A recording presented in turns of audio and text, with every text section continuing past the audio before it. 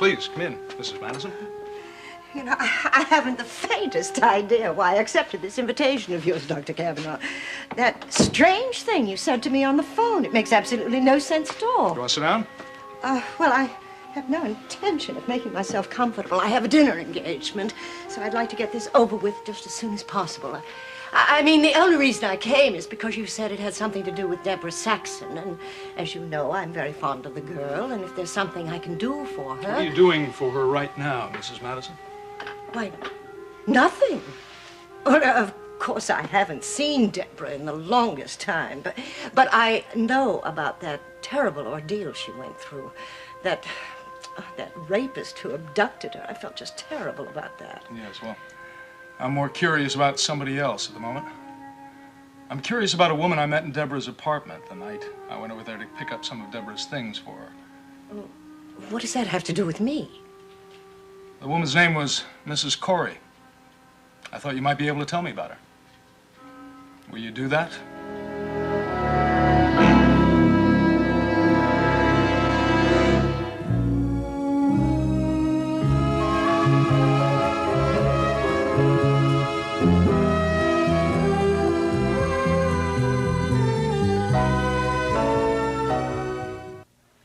Dr. Kavanaugh, if you're under the impression that I know this woman you're talking about, you're mistaken. The name is totally unfamiliar. It was strangely familiar to me. I mean, not that it's that unusual a name. There must be at least a dozen Coreys in the Monticello directory, although none of them have the address of this particular woman. Of course, she did just move into that apartment. What apartment? The apartment right across the hall from Deborah Saxon. See, Deborah's told me an awful lot about this woman, how kind she is, how much she's done for her, which was especially remarkable because it's an old woman, and she's not in the best of health. Dr. Kavanaugh, you kindly I didn't think much about the woman one way or the other. I mean, I was grateful that Deborah, my patient, had somebody nearby to watch out for her. But then I met the old woman myself. And there was something about her that stuck in my head. Mrs. Madison, are you sure you've never heard the name Corey? Martha Corey. No, never. You see, I thought you might have because you've just completed that movie, Mansion of the Damned. That was about the Salem witch trials, wasn't it? I thought you might have done some research about that, about the actual witch hunts and the trials. See, it turns out this Martha Corey was one of the first women to be hanged as a witch. Dr. Kavanaugh, if you brought me all the way down here to chat about something that happened centuries ago... No. I'm talking about something I believe is happening right now. Mrs. Madison, you ever heard of a witch cake? No. No, I hadn't either, until I read about it at the local library. Seems they were concoctions made by these witches to effect miracle cures. Of course, most of the time they did more harm than good because of what was in them. Just like this cake. Dr. Kavanaugh, are you sure you're feeling well? I know you doctors work dreadfully long hours. You know what's in this cake, Mrs. Madison? Minute traces of barbiturates. Really? Yeah. And this cake was given to Deborah by her nice old neighbor. Oh, dear. Are you saying the old woman was trying to poison our Deborah? I don't know. The quantity didn't seem to be sufficient for that. Of course, depending on how much Deborah ingested, she would become weak, tired. With enough accumulation, she could become quite ill, and, yes, eventually she could overdose.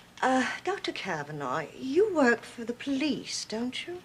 Yes, that's right. I do forensic work for them when they need me. And therefore, you're always looking for suspicious circumstances, aren't you? You're sort of medical Sherlock Holmes. Well, you might say that. As a matter of fact, I used the police lab to do the analysis on this. But I don't want you to worry. Nobody knows I did it. And nobody knows the truth about Martha Corey, except me. The truth? Oh, well, now, wait a minute. Just let me try and guess. I know. You think this Martha Corey is that witch. You think she's come back to Earth to haunt poor Deborah. I think the witch in this particular case had another name recently. Hester Atherton. Oh, yes, of course. The witch I played in the movie. You think there are similarities, Doctor? Yeah. Took me a while to realize there was a resemblance, but yes. A resemblance? How strange. Since no one outside the movie company has even seen Hester Atherton, and the movie is a long way from release. Well, now you see you're wrong, Mrs. Madison. I saw you as Hester, don't you remember? That day that Trent Archer became ill and I was called out to the studio. Dr. Kavanaugh, are you implying that I'm playing the part of this Martha Corey? Yeah, I think that's exactly what you're doing. Oh, that's surely the most ridiculous accusation Listen, I've ever heard Mrs. in my Madison, life. I know you don't have any liking for Deborah. You can talk all you want about how fond you are of her, but I happen to know differently. I used to be fond of her, yes. Once. That, of course, was before my husband became even fonder of the girl. I know. Well, the thought occurred to me that you might find it amusing to be playing some kind of practical joke on Deborah. But I tell you, if this is a joke, it's getting out of hand. You know, I'm flattered. Do you honestly think I'm that great an actress that I could assume a real-life role and get away with it? Yeah, I think you're a very good actress. Well, aren't you kind? Doctor, you've definitely made my day.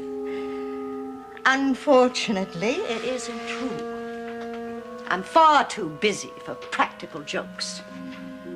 But I hope you're not too busy to see a doctor yourself. You do need one, you know. Do I? And I know what he'll recommend.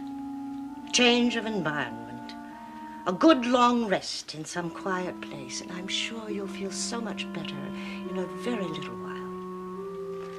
You could make me feel so much better in a very little while, Mrs. Madison, if you would just end this masquerade. Oh, no.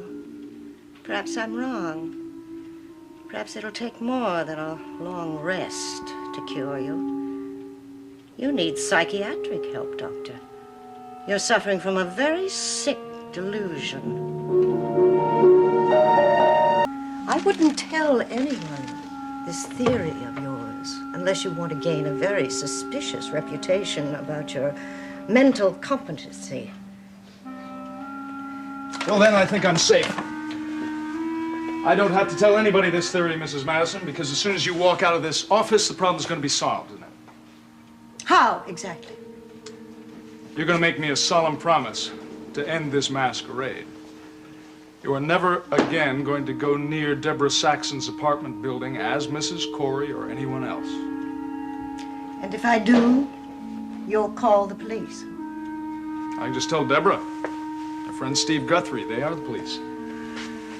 They will unmask you, and I don't think you'll enjoy that very much.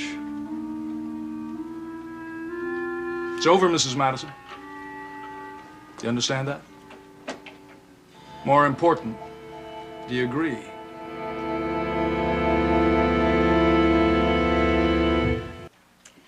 You know, Doctor, I've always heard you're supposed to humor people who have delusions. Oh, come on. Come on, Mrs. Madison. Just answer my question, will you? I'll tell you what, Doctor. Just to ease your troubled mind, I'll make you this promise. That I, Nola Madison, will never, never set foot inside of Deborah Saxon's apartment house. As for this mysterious old lady that you're so obsessed with, I can't speak for her. But I'll never go there. Does that satisfy you? As long as we're both saying the same thing. Excuse me. Yeah? Hi, honey. If I'm bothering you, just hang up. No, it's all right. I'm almost through examining my patient. Okay. Well, it's just that I wasn't sure you'd be able to make it to dinner, and April has this very important question she wants to ask about New Year's Eve. Well, I'll tell you, let me get this on the other phone, will you? Can you hold on a second? I will be back in a minute.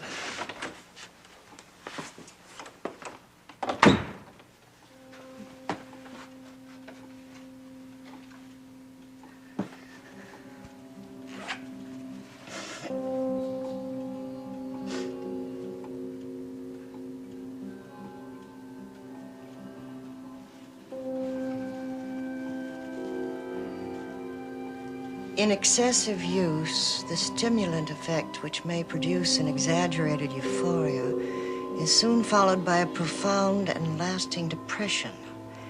In cases of large overdoses, the result is amphetamine psychosis.